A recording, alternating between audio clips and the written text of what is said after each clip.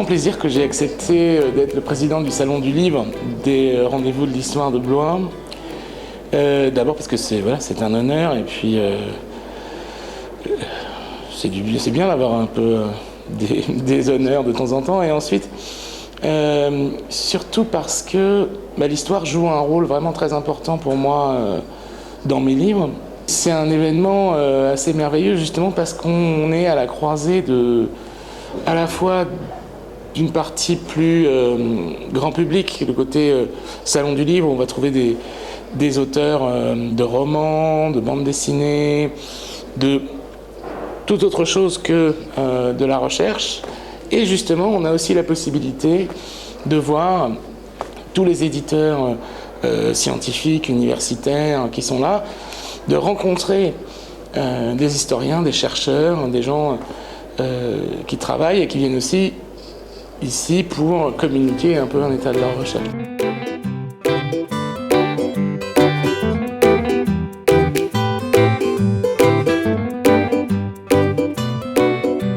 Les empires, c'est à mon avis une thématique extraordinairement intéressante. D'abord parce que ça permet de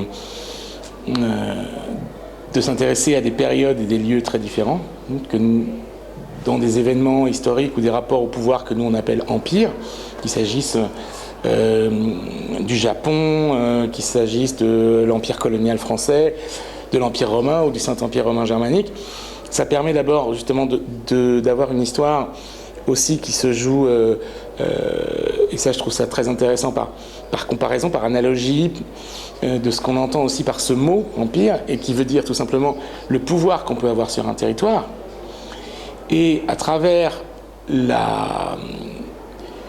l'analyse justement de ce rapport entre pouvoir, territoire, centre et évolution historique de ce pouvoir, on peut aussi parler d'aujourd'hui.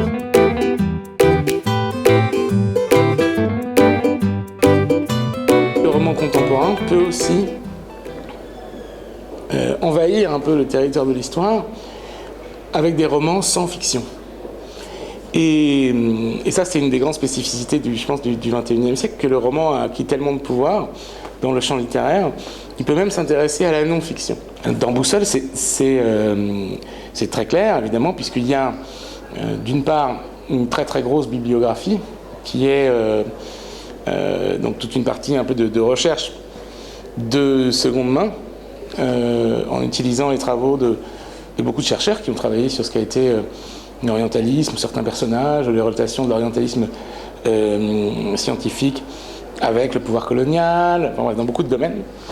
Et puis il y a aussi quelques petites recherches qui sont personnelles sur certains de ces personnages, où j'ai joué moi-même à l'historien en allant fouiller dans quelques sources et quelques archives. Donc oui, en ce sens, Boussole représente bien un peu la diversité de mon rapport à l'histoire.